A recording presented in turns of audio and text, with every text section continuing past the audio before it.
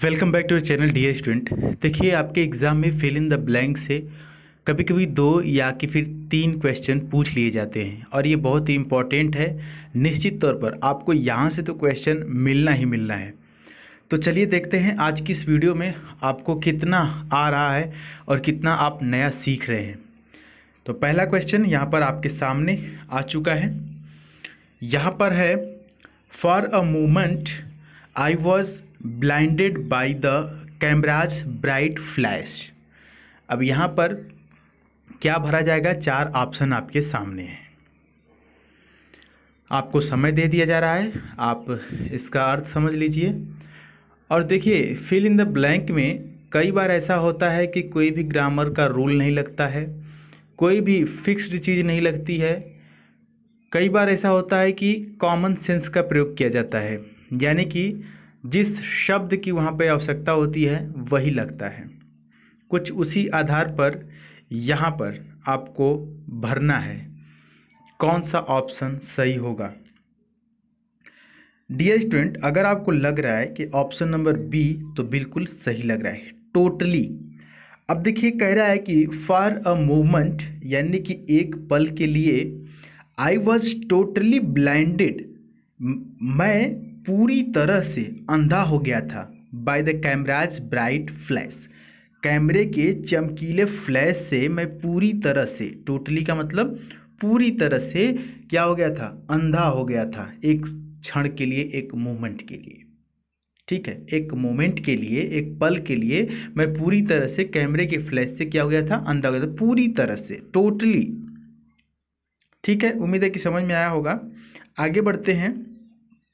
दूसरा है, the criminal was released on dash for a few days so that he could spend time with his ailing mother. अब यहाँ पर क्या होगा? यहाँ पर भी 4 ऑप्शन दिए गए हैं और यहाँ पर भी थोड़ा सा कॉमन सेंस का यूज़ करना है। देखिए, जब कुछ दिन के लिए आप जेल से निकलते हैं तो वो पैरोल कहलाता है। पैरोल, ऑप्शन नंबर ए हो जाएगा, पैरोल। देखिए, पैरोल का मतलब होता है वादा, या कि फिर प्रॉमिस कह सकते हैं।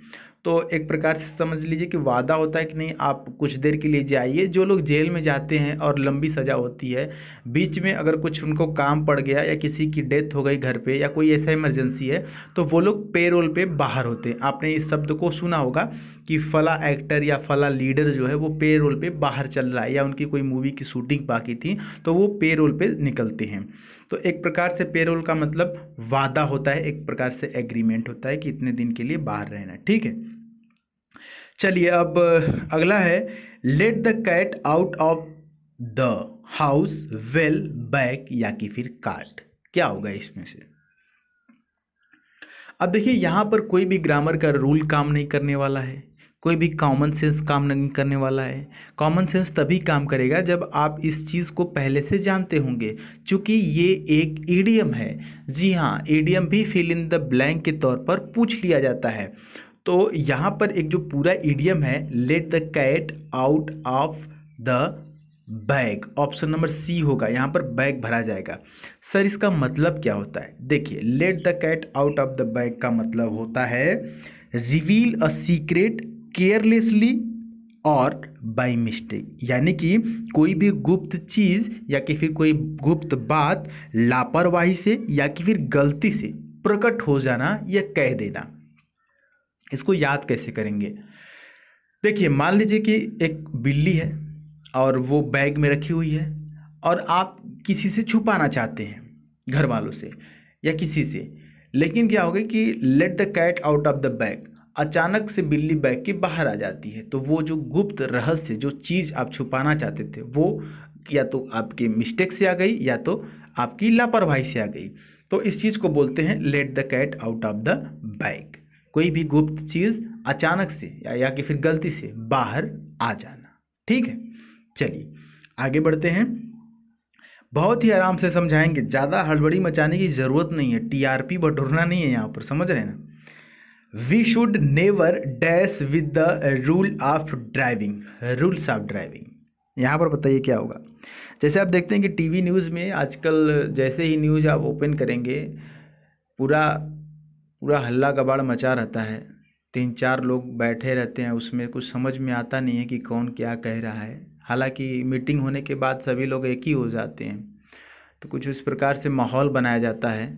तो वैसा माहौल नहीं बनाना है, कूल माइंडेड रह के चीज़ों को समझना है, क्योंकि रटने से कुछ नहीं होगा। अगर एक बार माइंड में बैठ जाएगा तो वो कभी भूलने वाला नहीं है, और यही जो माइंड में बैठ जाता है, एग्ज़ाम में जब ऑप्शन देखते हैं तो वो चीज़ याद आ जाता है। चलिए यहाँ पर ऑप्शन नंबर आपको हम बता दें कि डी सही होगा, टेम्पर। अब देखिए यहाँ पर थोड़ा सा आपको समझने की ज़रूरत होगी। पहले इसको समझ लेते हैं। टेम्पर मतलब होता है छेड़छाड़ करना या कि फिर हस्तक्षेप करना। कह रहा है कि we should never temper with the rules of driving, यानी कि हमें ड्राइविंग के नियमों के साथ कभी भी छेड़छाड़ नहीं करनी चाहिए। ये तो बात क्लियर हो गई। अब आप सोच रहे होंगे कि सर ये भी तो टेम्पर ही लिखा गया है, इसकी स्पेलिंग थोड़ी सी अलग है, यहाँ पर ए है और यहाँ पे ई है।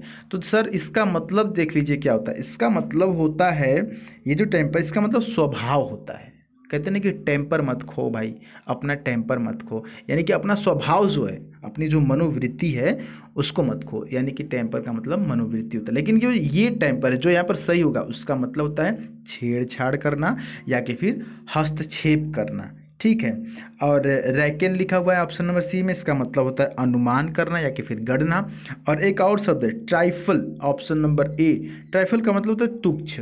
जैसे कि मैं एडीएम फ्रेज की वीडियो में कराया था आज सुबह, या कि फिर कल शायद कराया था, तो इसका मतलब तुच्छ होता है। और इसके ऊपर मैंने एक इडियम भी बताया था, अगर आपको वो याद होगा, ऐस वाला है गधे की परछाई पर जो लड़ाई होती है। अगर वो चीज़ आपको याद होगा, मैं थोड़ा सा हिंट दे दिया मैंने आपको, तो वो आप कमेंट बॉक्स में बताइएगा। गधे की परछाई, लड़ाई, ट्रैफल, कुछ याद आया तो कमेंट बॉक्स में लिखिएगा। अब अगले क्वेश्चन की तरफ बढ़ते हैं। The committee members were in dash over the budget for the function. बताइए यहाँ पर क्या हो सकता है। 5वां क्वेश्चन आपके समक्ष।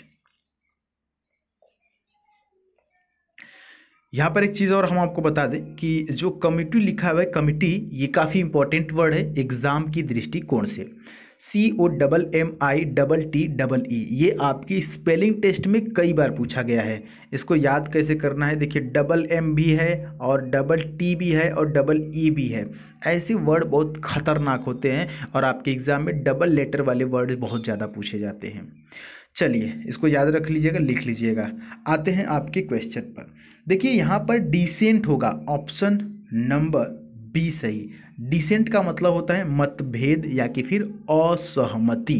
कह रहा है कि the committee members were in dissent over the budget for the function, यानी कि समिति जो समारोह है, समारोह के लिए समिति के जो सदस्य हैं वो बजट को लेकर असंतुष्ट थे या कि फिर उनमें बजट को लेकर के मतभेद था। ठीक है।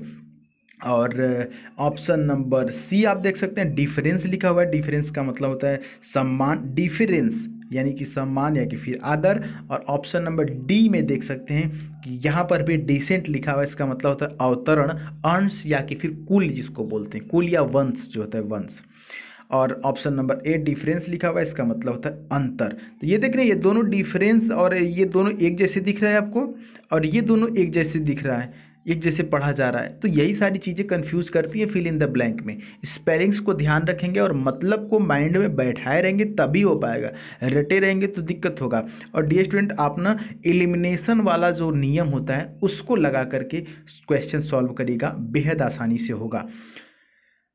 चलिए, the national war memorial is dash to our armed force.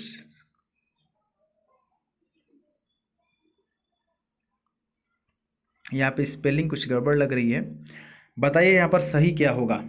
यहाँ पर नेशनल होना चाहिए यहाँ पर। ठीक है, लिखने में प्रॉब्लम हो गई। मान लीजिए यहाँ पर the national war memorial is. देखिए स्पेलिंग टेस्ट में आपको ये सब सारी चीज़ें ध्यान देनी होती है। क्या यहाँ पर सही होगा। एलिमिनेशन करने के लिए मैंने इसलिए बोला ना कि देखिए कई बार होता है कि क्वेश्चन आपको एक जैसे कई ऑप्शन दिखते हैं, तो उसमें क्या होता है कि आप एक एक करके आप उसमें से छांटते जाते हैं, एलिमिनेट करते जाते हैं और धीरे धीरे एक दो ऑप्शन जब खत्म हो जाता है तो आपके लिए आसानी होती है। बताइए इसमें कौन सा सही हो सकता है। यहाँ पर हो जाना है ऑप्शन बी, डेडिकेटेड। बहुत ही इजी क्वेश्चन है। The national war memorial is dedicated to our arm forces, यानी कि जो राष्ट्रीय युद्ध स्मारक है वो हमारे सशस्त्र बलों के लिए समर्पित है। जो राष्ट्रीय युद्ध स्मारक है वो हमारे सशस्त्र बलों के लिए समर्पित है, डेडिकेटेड है। ठीक है, तो DS20 ये आपके लिए 6 यहाँ पर फिल इन द ब्लैंक से क्वेश्चन, और जिस प्रकार से हम आपको पढ़ा रहे हैं ठीक इसी प्रकार से कूल माइंडेड होकर एग्जाम में बैठिएगा। और बिल्कुल बहुत ज़्यादा घबराने की ज़रूरत नहीं है, पेपर बहुत भारी नहीं आता है, बहुत ही आसान आता है। और आपसे पहले बहुत लोगों ने इस परीक्षा को पास कर रखा है। कोई ऐसा चीज़ नहीं है कि आप पहली बार करने जा रहे हैं। थोड़ा सा सोचिए कि जो साइंटिस्ट होते हैं वो मैक्सिमम उस चीज़ पर प्रयास करते हैं जिस चीज़ को आज तक किसी ने खोजा ही नहीं है, जिस चीज़ को आज तक किसी ने उसके बारे में सोचा ही नहीं है, उस चीज़ के बारे में वो लोग सोचते हैं और रिसर्च करते हैं। और आपको तो सिर्फ वही करना है जो बहुत लोग करते आ रहे हैं। तो ज़रा सोचिए कितना ये आसान होगा। तो कुछ इसी प्रकार से पॉजिटिव एटीट्यूड रख करके और आपको एग्ज़ाम हॉल में जाना है। जैसे ही आपके सामने कंप्यूटर महाराज रहेंगे और क्वेश्चन जैसे ही खुलेगा, आपके सामने इंस्ट्रक्शन आएंगे, तो उस दौरान आपको करना क्या है कि एक गहरी सांस लेना है और बिल्कुल सीधे बैठना है और एकदम बिना किसी हेजिटेशन के, बिना प्रेशर के, आप जैसे नॉर्मली रहते हैं वैसे आपको कूल डाउन रह के माइंड को फोकस करके ध्यान करके आपको क्वेश्चंस को लगाना है। और मुझे पूरा विश्वास है कि अगर आप क्वेश्चन को केयरफुली पढ़ेंगे और ऑप्शंस को देखेंगे तो आप बिल्कुल सही कर पाएंगे। बिल्कुल घबराइएगा मत, इंस्ट्रक्शन पढ़ के और सारी चीज़ें बिल्कुल क्लियरली करिएगा। उम्मीद है कि हमारी बातें आपको समझ में आती होंगी। तो आप हमें इंस्टाग्राम पे भी फॉलो कर सकते हैं, द सुधीर पांडे लिख करके। बाकी अपनी राय कमेंट बॉक्स में दीजिएगा। मिलेंगे नेक्स्ट वीडियो में, तब तक के लिए जय हिंद, वंदे मातरम।